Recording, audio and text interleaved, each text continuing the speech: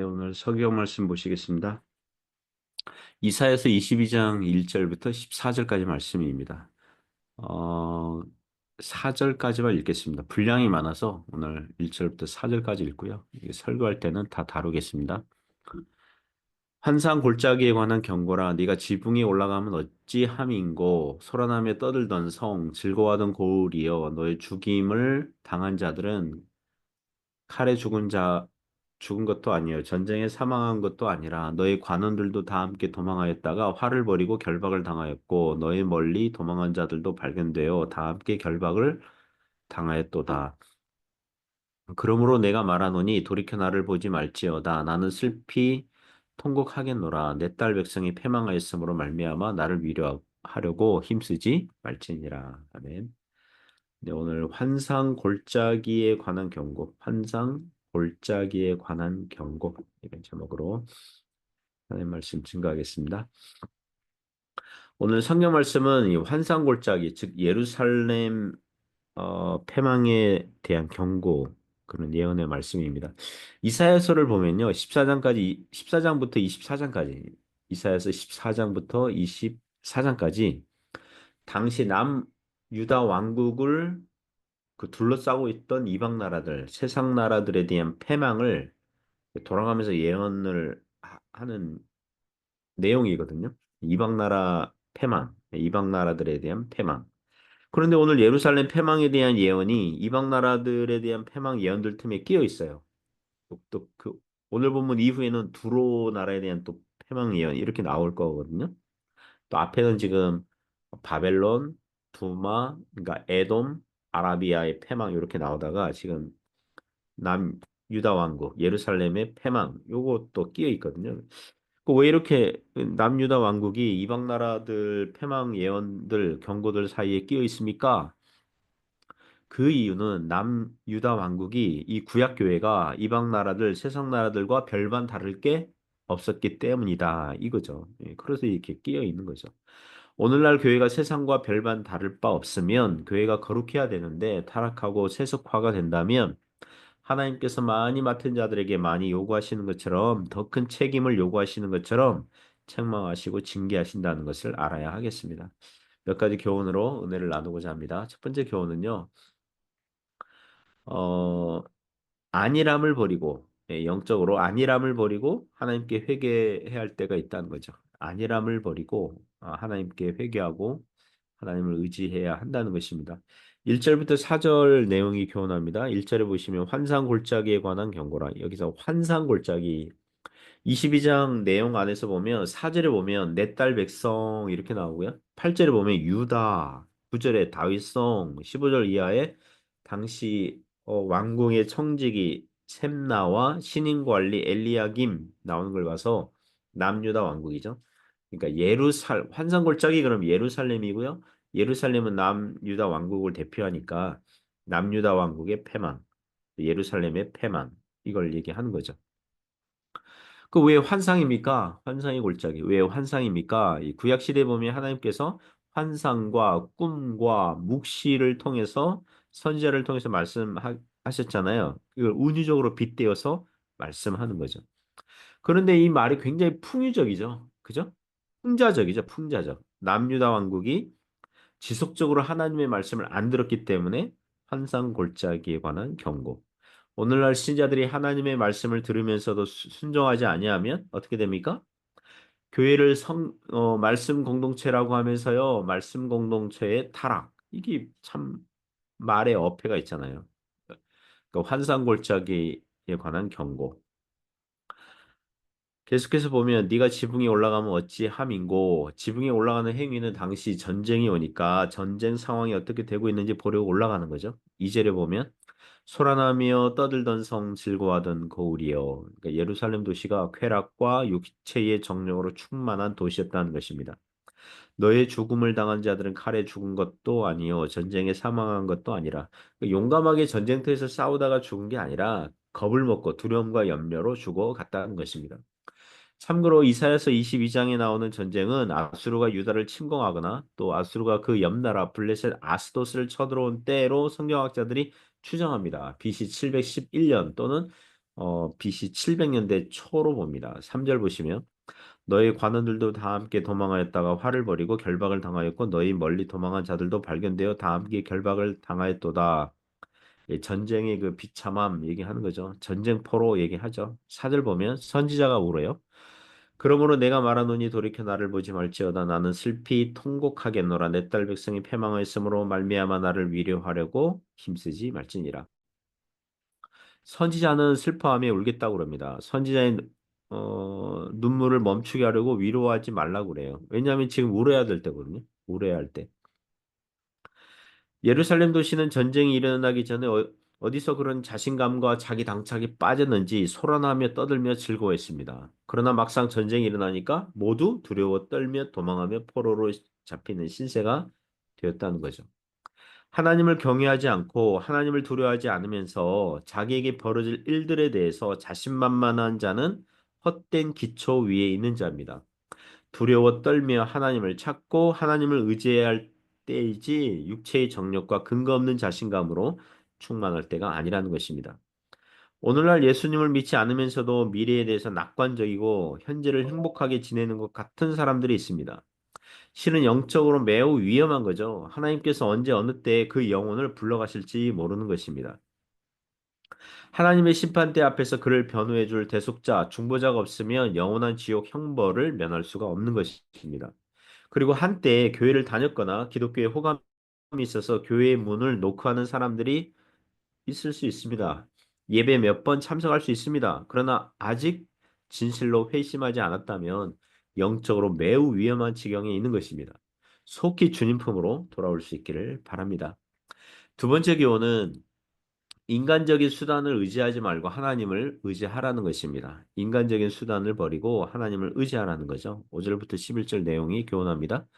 5절에 보시면 환상의 골짜기에 주 만군의 여호와께로부터 이르는 소란과 발핌과 혼란의 날이여 성벽의 무너뜨림과 산악에 사무쳐 부르짖는 소리로다.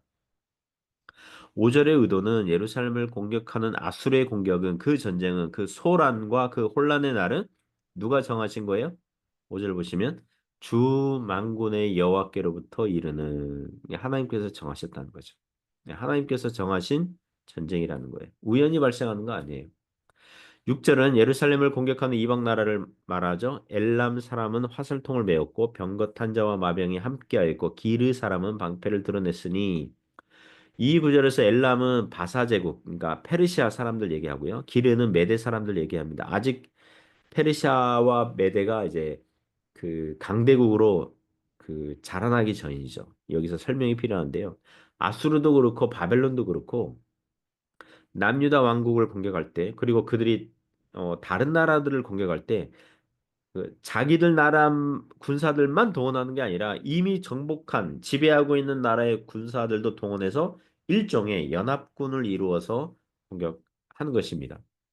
오늘날 세계 어느 나라에서 분쟁이 발생하면 전쟁이 나면 미국 같은 경우에 그 아프가니스탄이나 또 이라크 전쟁 할 때에 그 영국이나 프랑스, 캐나다 이렇게 끌어들이잖아요. 같이 하자 이래가지고 협조, 원조 받고 협동작전 막 펼치고 그러지 않습니까? 마치 그런 것과 같죠. 7절에 보면 병거는 네 아름다운 골짜기에 가득하였고 마병은 성문에 정렬되었도다. 그러니까 이방 나라의 병거와 마병들이 예루살렘을 둘러쌌다는 것입니다. 역사적으로 아수르가 예루살렘을 에워싼 적은 없습니다. 그래서 나중에 바벨론이 예루살렘을 에워싸게 되는데 당장은 아수르가 쳐들어왔지만 나중에 바벨론도 쳐들어올 것을 뭐랄까 이렇게 겹쳐서 예언하는 것 같이 보입니다. 8절 이하는 유다의 전쟁 대비와 준비를 설명하죠. 8절에 그가 유다에게 덮였던 것을 벗기며 그 나라에 네가 숲을 곳간의 병기를 바라보았고 이 구절에서 유다에게 덮였던 것은 무기고 병기고를 얘기하죠. 그동안 덮어두었던 무기고 병기고 이게 전쟁이 날 것 같으니까 그걸 벗겼다는 것입니다. 전쟁을 대비하는 거죠. 숲을 곳간의 병거는 솔로몬 왕 시대에 요새와 병기고들을 많이 만들었는데 그 중에 하나라고 합니다. 그것을 바라봤다. 그것을 바라봤다. 그 유다 나라가 구약 교회가 하나님을 바라봐야 되는데 자신들의 인간적인 준비와 수고를 의지했다는 것입니다. 9절도 전쟁 준비를 설명합니다. 9절에 너희가 다윗성이 무너진 곳이 많은 곳도 보며 너희가 아랫못에 물도 모으며 그 유다의 히스기야 왕 시대에 성을 방비하고 수리하고 성 밖의 샘물을 성 안으로 끌어들이는 수로를 만든 것을 언급합니다. 10절에 보면 또 예루살렘의 가옥을 개수하며 그 가옥을 헐어 성벽을 견고하게도 하며 전쟁 준비를 나름 철저하게 했다는 거죠. 11절에 너희가 또 옛 못의 무를 위하여 두 성벽 사이에 저수지를 만들었느니라. 이와 같이 전쟁을 준비하는 거예요. 자, 그러나 그들의 잘못이 무엇입니까? 11절 후반절 보시면 그러나 너희가 이를 행하신 이를 앙망하지 아니하였고 이 일을 옛적부터 경영하신 이를 공경하지 아니하였느니라. 유다 왕국이 인간적인 수단과 노력을 하는 것 좋아요. 그것 자체는 문제 없어요. 하나님의 일반 은총 안에서 지혜와 상식을 사용할 수 있어요. 그러나 그것만 의지하면 문제가 되는 거예요.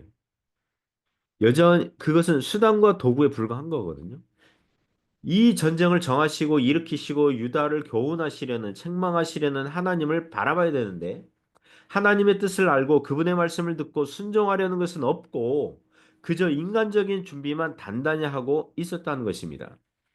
복음서를 보면 예수님의 천국 비유 중에서 혼인잔치 날에 신랑이 밤중에 오는데 신랑을 맞으려고 나간 그 신부 들러리들이 10명 그 처녀들 이야기 나오지 않습니까? 5명은 등불만 준비하고 기름은 준비하지 않았어요. 그러나 나머지 5명은 지혜로운 슬기로운 이 처녀들이라고 불리우는 이 신부 들러리 나머지 5명은 등불도 준비했지만 혹시 모르니 기름도 준비해요. 신랑이 제 시간에 빨리 올 줄 알았는데 늦어지니까 기름을 가져오지 않은 신부 들러리들이 불이 꺼질 것 같으니까 기름을 사러 간 사이에 신랑이 왔고 기름을 충분히 준비한 지혜로운 신부 들러리들만이 신랑을 맞이해서 혼인 잔치집에 들어가거든요.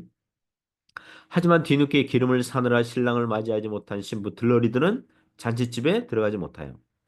물론 이 이야기는 주님의 의도적인 이야기입니다. 보통 잔치집에는 신부 들러리들은 다 들어옵니다. 이 신부 들러리들, 신부 친구들이나 이제 그 집에서 일하는 그런 여종들인데 잔칫날 냉정하게 신부 들러리를 내쫓지는 않거든요. 그러나 천국 비유를 하시면서 드라마틱하게 이 극적인 대조를 이제 하시는 거죠. 영적인 교훈을 주시려고 그런 이야기를 예수님께서 만드신 거잖아요.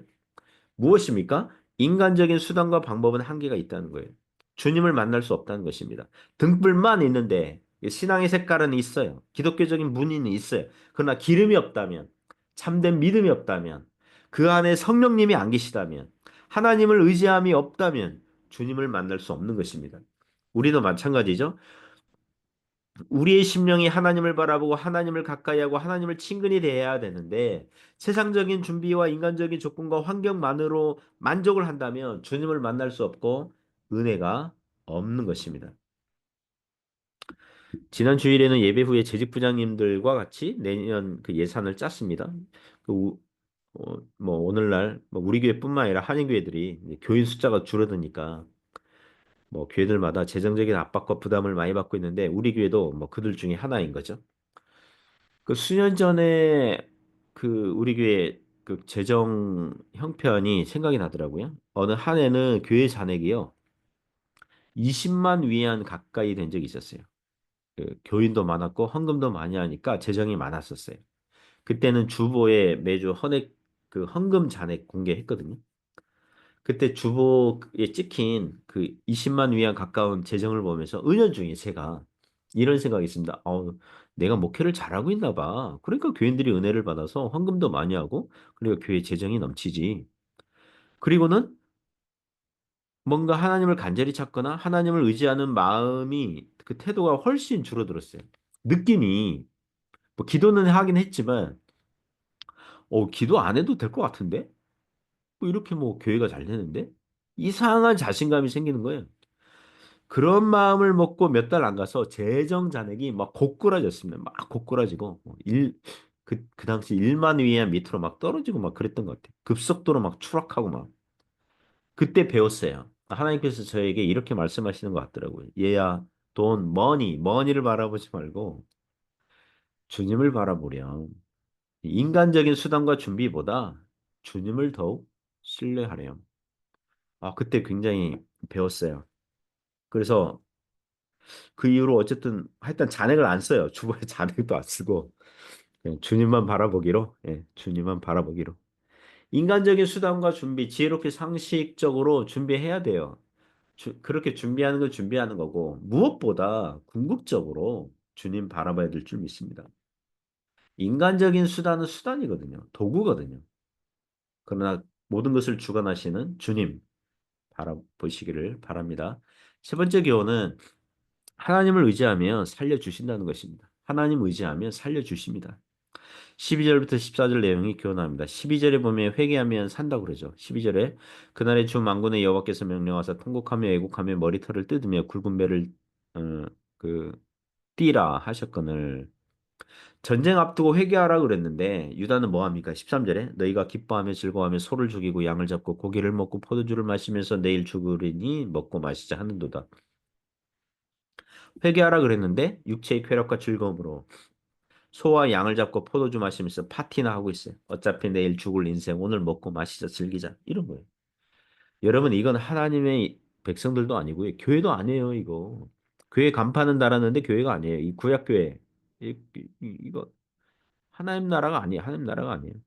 하나님께서 그 남유다 왕국에게 살 수 있는 방법을 주셨는데 그들은 죽을 방법을 선택하고 있어요. 하나님께 나오라 그랬는데 세상 속으로 더 깊이 타락하고 방임하고 있는 거예요. 14절 보시면 만군의 여호와께서 친히 내 귀에 들려 이르시되 진실로 이 죄악은 너희가 죽기까지 용서하지 못하리라 하셨느니라 주 만군의 여호와의 말씀이니라. 유다 백성들 왜 죽고자 합니까? 왜 용서받지 못하는 길로 가려고 합니까?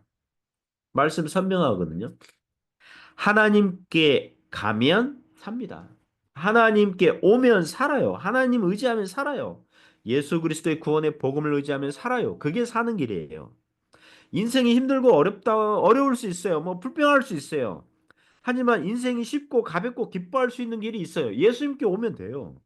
재정이 어려울 수 있어요. 살기 힘들다고 토로할 수 있어요. 그러나 예수님께 오면 해결돼요. 어렵지만 살 수 있어요. 하나님의 해결은 예수님 안에 있는 줄 믿습니다. 예수님 안에 하늘의 지혜와 기쁨이 있어요. 예수님께 오면 살 수 있는 방법이 있어요. 예수님 안에 살 길이 있어요. 그러므로 예수님께 와야 되는 것입니다. 인생은 누구든지 예수님께 오면 살아요. 오늘도 우리가 예수님 안에 살아갈 수 있기를 주님의 이름으로 축복합니다. 기도하겠습니다. 하나님 아버지 감사합니다. 주님께 오면 살 수 있으니 주님을 바라보는 저희들 인생 되게 하여 주옵소서. 예수님 이름으로 기도드립니다. 아멘.